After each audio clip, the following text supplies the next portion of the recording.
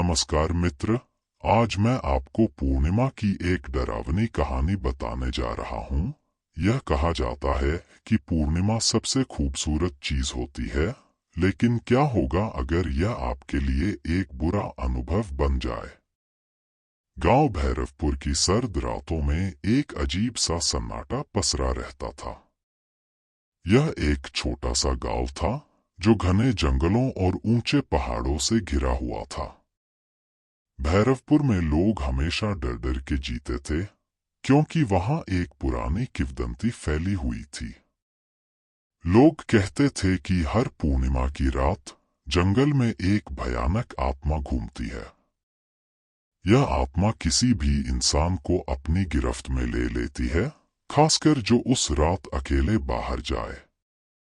यह कहानी एक ऐसे युवक की है जिसका नाम था रवि। रवि हाल ही में भैरवपुर में स्कूल में शिक्षक के रूप में नियुक्त हुआ था।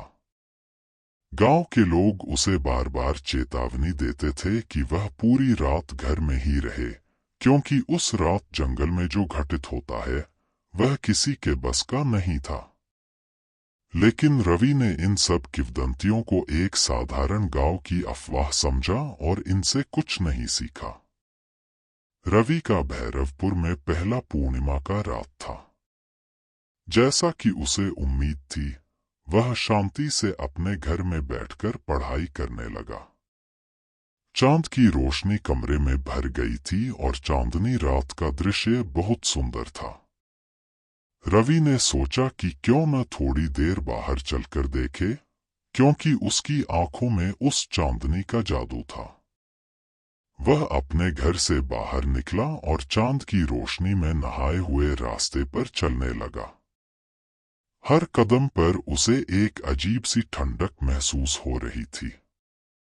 जंगल की ओर जाते हुए उसे अचानक किसी के पैर की आवाज सुनाई दी, लेकिन जब उसने मुड़कर देखा तो कुछ भी नजर नहीं आया। वह थोड़ा घबराया, लेकिन उसे लगा कि यह उसका भ्रम था। उसने फिर से अपना कदम बढ़ाया और जंगल की ओर बढ़ने लगा। जंगल के भीतर चांदनी रात ने एक अजीब सा भूतिया रूप ले लिया था। हवाएं तेज हो गईं और जड़ें जैसे किसी अज्ञात ताकत से हिल रही थी। कुछ देर बाद रवि को यह महसूस हुआ कि वह किसी से अकेला नहीं है। एक शोर सुनाई दिया, जैसे कोई उसके पास आ रहा हो। अचानक एक धीमी आवाज ने उसकी ज़हन को झंझोड़ा। कहाँ जा रहे हो, अजनबी? एक भयानक स्वर ने कहा। रवि घबराया, लेकिन उसने अपनी आवाज को काबू किया और देखा, सामने एक महिला खड़ी थी जिसकी आंखें चमक रही थी। उसका चेहरा गहरा काला था और उसकी वेशभूषा पुरानी और तंग थी। तुम कौन हो? रवि ने डरते हुए पूछा। मैं चंद्रकांता हूं। और अब तुम मेरे जाल में फंस चुके हो, महिला ने कृतज्ञता से मुस्कुराते हुए कहा। रवि को लगा कि यह उसकी कल्पना का हिस्सा है, लेकिन जैसे ही महिला ने अपनी उंगलियां हिलाईं, जमीन ने जैसे उसका पीछा करना शुरू कर दिया। रवि भागने की कोशिश करता है, लेकिन उसे महसूस हुआ कि उसके पैर जमीन में धंसने लगे हैं। वह थोड़ा और डर गया और उसकी धड़कन तेज हो गई। महिला ने धीरे धीरे रवि के पास आकर उसे बताया कि वह कई साल पहले इसी गांव की एक सुंदर लड़की थी। गांव के लोग उसकी सुंदरता के कारण बहुत आकर्षित थे, लेकिन एक दिन उसने गांव के एक ब्राह्मण को प्रेम में फंसा लिया। वह ब्राह्मण उसे धोखा दे गया और चंद्रकांता ने उसकी मौत का कारण बनी।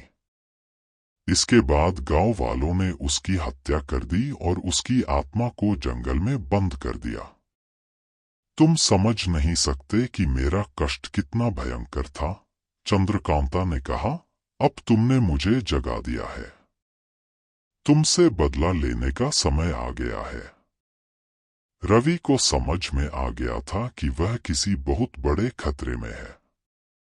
अचानक महिला ने अपनी दोनों हाथों से उसे पकड़ लिया और उसे खींचते हुए गहरे जंगल में ले जाने लगी।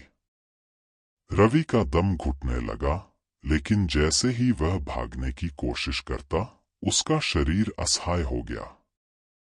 रवि ने अपनी पूरी ताकत लगाई और चंद्रकांता को धक्का दे दिया। वह झुकते हुए अपनी जान बचाने की कोशिश करता है।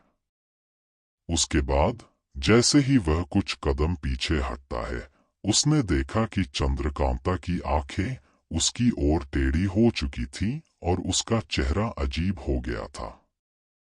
तभी एक तेज आवाज गूंजती है और चांद की रोशनी अचानक मंद हो जाती है। रवि की आंखें बंद होने लगीं। उसे ऐसा लगा जैसे किसी गहरे काले सागर में वह डूबता जा रहा हो। उसके हाथों से शक्ति निकलने लगी और उसकी आत्मा में गहरी अंधकार फैल गई। जब अगली सुबह गांव वालों ने उसे देखा, तो वह बस एक बेजान शरीर पड़ा हुआ था। उसकी आंखें खोली नहीं जा रही थीं और उसके चेहरे पर एक डर था जिसे कोई समझ नहीं सकता था। भैरवपुर के लोग अब पूरी तरह से डर गए थे। हर पूर्णिमा की रात वे अपने घरों में बंद रहते थे और किसी को भी जंगल के पास जाने की अनुमति नहीं दी जाती थी। चंद्रकांता की कहानी अब केवल एक खौफनाक किंवदंती बनकर रह गई थी, जो पूरी दुनिया को चेतावनी देती थी कि चांदनी रात में कभी किसी भूतिया शक्ति से टकराना नहीं चाहिए। दूसरी पूर्णिमा की रात। भैरवपुर में अब हर पूर्णिमा की रात को एक अजीब सा खौफ और सन्नाटा छा जाता था।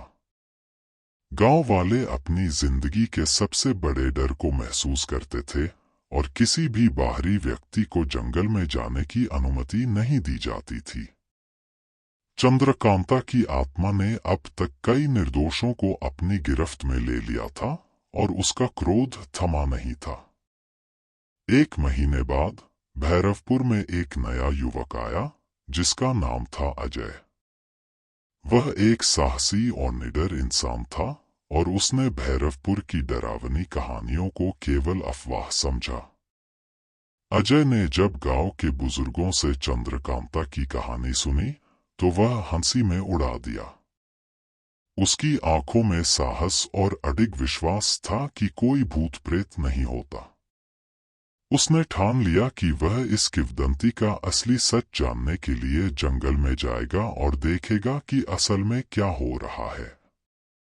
पूर्णिमा की रात आई। चांद की रोशनी आसमान में चमक रही थी और गांव के लोग अपने अपने घरों में बंद हो गए थे। अजय ने अपने मन में यह ठान लिया था कि वह इस डर को चुनौती देगा और जंगल के अंदर जाकर देखेगा कि क्या सच में कुछ भूतिया घटनाएं घटित होती हैं।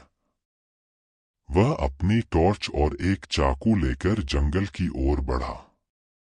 उसके कदम जंगल के अंधेरे में घुसते गए, लेकिन उसकी हिम्मत में कोई कमी नहीं आई। हवा की सरसराहट के साथ पेड़ की शाखाएं उसे जैसे देख रही थी। अजय ने इन सारी बातों को नकारते हुए आगे बढ़ने का निर्णय लिया। जैसे ही वह जंगल के गहरे हिस्से में पहुंचा, एक अजीब सी शांति छा गई।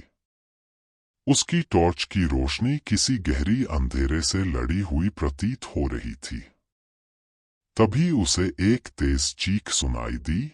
यह किसी इंसान की आवाज नहीं, बल्कि एक भूतिया आवाज थी जो उसके दिल को दहला देती थी। अजय ने अपनी टॉर्च की रोशनी उस दिशा में घुमाई, लेकिन वहां कोई भी नहीं था। अजय ने सोचा कि यह उसकी कल्पना हो सकती है, लेकिन तभी एक और गहरी आवाज आई। यह आवाज अब बहुत पास से आ रही थी और अब उसे यकीन हो गया कि कुछ न कुछ अवश्य है। उसे महसूस हुआ कि वह अकेला नहीं है। अजय ने टॉर्च की रोशनी को और बढ़ाया और देखा कि सामने एक बड़ी पुरानी मंदिर की दीवारें खड़ी हैं। यह वही मंदिर था जिसका जिक्र गांव के बुजुर्गों ने किया था।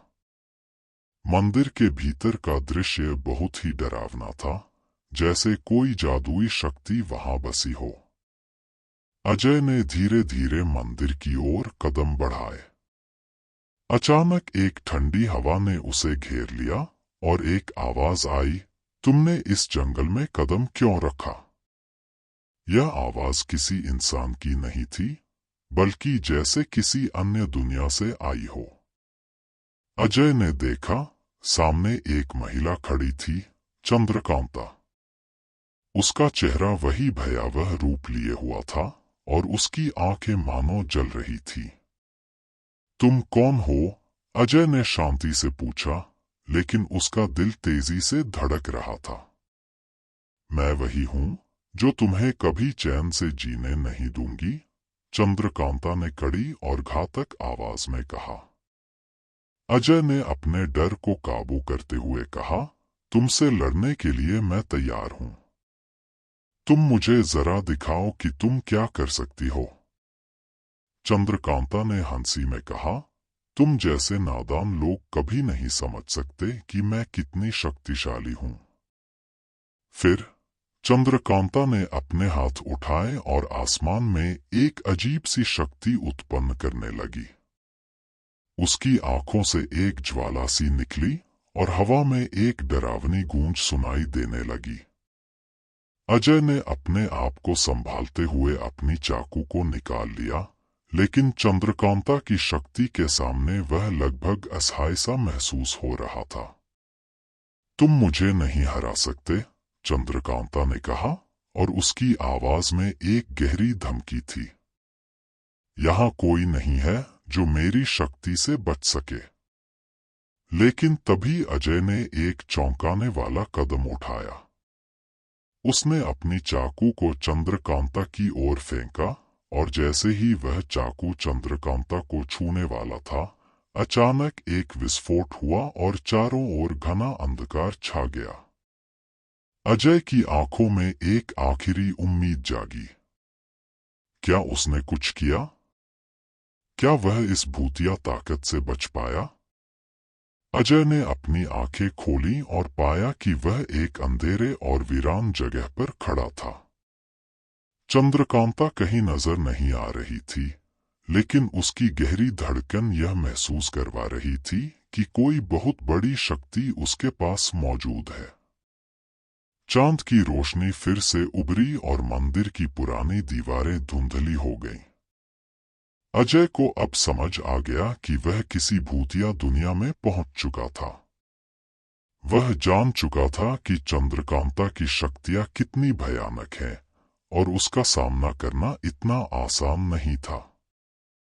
लेकिन उसने एक चमत्कारी पल का अनुभव किया, जब उसे यह महसूस हुआ कि अब उसे और अधिक साहस दिखाना होगा, क्योंकि उसे अपने गांव और अपने आत्मसम्मान को बचाने के लिए अपनी पूरी शक्ति लगानी थी।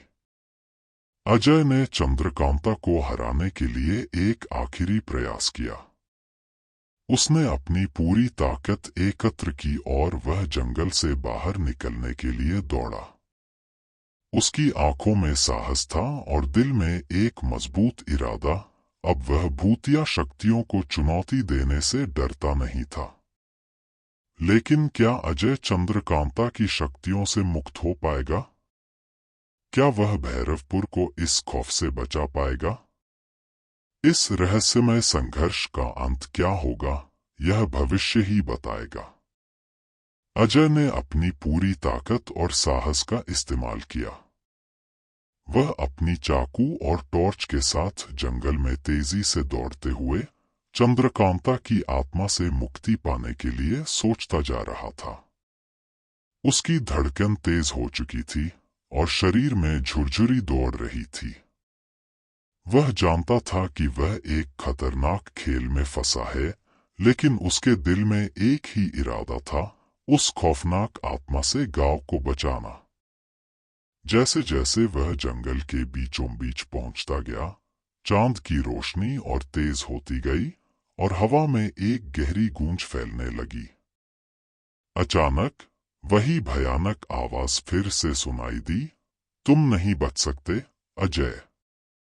अजय रुककर घबराया नहीं। उसने सिर झुकाया और चंद्रकांता को चुनौती दी, मैं डरने वाला नहीं हूं। तुम चाहे जितनी शक्ति लगा लो, मैं तुम्हें हराऊंगा। तभी चंद्रकांता की बेतहाशा हंसी गूंजने लगी।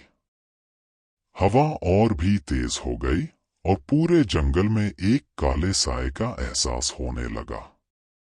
अचानक चंद्रकांता ने अपनी पूरी ताकत से हवा को झकझोरते हुए अजय के सामने एक विशाल काले धुएं का बादल बना दिया।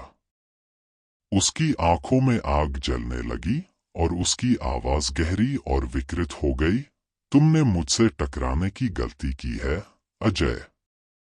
अजय ने एक बार फिर से खुद को संभालते हुए चाकू को पूरी ताकत से उछाला, लेकिन जैसे ही चाकू हवा में घूमा, वह अचानक जादुई रूप से उलटकर वापस अजय की ओर आने लगा। इससे पहले कि अजय कुछ समझ पाता, चाकू ने उसे जकड़ लिया और उसकी शरीर में खींचने की ताकत महसूस होने लगी। तुम जैसे इंसान कभी नहीं समझ सकते कि मैं कितनी ताकतवर हूं, चंद्रकांता ने कहा। वह धीरे धीरे अपनी भयानक छाया के साथ अजय के पास आई और उसके शरीर से एक अजीब सी ठंडक महसूस होने लगी। अजय को महसूस हुआ कि उसकी सारी शक्ति और ऊर्जा धीरे धीरे खत्म हो रही थी।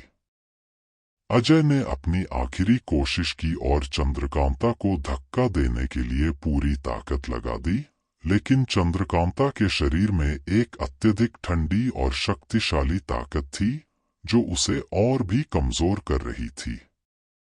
उसकी आंखें अब बंद होने लगी थीं और पूरा शरीर कांप रहा था। तुमने कभी नहीं सोचा था कि मैं अपनी आत्मा को इस जंगल में सजा कर रखूंगी, चंद्रकांता ने कहा। अब तुम मेरे साथ यहाँ हमेशा के लिए रहोगे। अजय की आंखों में भय और घबराहट थी, लेकिन उसके अंदर एक चीज स्पष्ट थी, वह अब चंद्रकांता से हार चुका था। उसके शरीर से शक्ति का एक अंतिम प्रवाह निकलते ही उसकी आंखें पूरी तरह से बंद हो गईं। अजय की आत्मा ने धीरे धीरे शरीर को छोड़ दिया और उसकी धड़कन स्थिर हो गई। अब वह जीवित नहीं था और उसकी पूरी सत्ता चंद्रकांता के जादू के अधीन हो गई थी। चंद्रकांता ने उसकी आत्मा को अपनी शक्ति में समाहित कर लिया और वह हंसी में खो गई, जैसे कि उसने अपना अंतिम शिकार पकड़ लिया हो। अजय की मृत्यु के बाद अगली सुबह भैरवपुर के लोग फिर से डर के साए में जी रहे थे। पूरी रात अजय की तलाश जारी रही, लेकिन उसे कहीं नहीं पाया गया। गांव वालों को अब यह साफ समझ में आ गया था कि चंद्रकांता की आत्मा न केवल जंगल में, बल्कि अब पूरी गांव में व्याप्त हो चुकी थी। अजय के साथ जो हुआ था, वह अब गांव में एक भूतिया किंवदंती बन चुका था। उसे छोड़ने का कोई रास्ता नहीं था। उसका शरीर अब हमेशा के लिए जंगल में फंसा हुआ था और उसकी आत्मा चंद्रकांता की गिरफ्त में थी। गांव में हर पूर्णिमा की रात को, जब चांद पूरी रोशनी में चमकता था, लोग अपने अपने घरों में बंद रहते थे। वे जानते थे कि अजय की तरह ही कोई और किसी दिन इस भूतिया शक्ति से टकराएगा और उनका अंत भी वही होगा जो अजय का हुआ। चंद्रकांता का नाम अब केवल एक खौफनाक कहानी बनकर रह गया, लेकिन कोई भी इस सच्चाई को समझने की कोशिश नहीं करता था कि वह अब भी कहीं जंगल में छुपी बैठी है, अपनी अगली शिकार की तलाश में। भैरवपुर अब चांदनी रात की डरावनी कहानी का हिस्सा बन चुका था और चंद्रकांता की आत्मा उन लोगों की तलाश में थी जो उसकी ताकत को चुनौती देने का साहस करें। तो दोस्तों, यह है पूर्णिमा की कहानी। आशा है आपको वीडियो पसंद आएगा, और अगर वीडियो पसंद आए तो वीडियो को लाइक और शेयर करें और मेरे चैनल को सब्सक्राइब करें।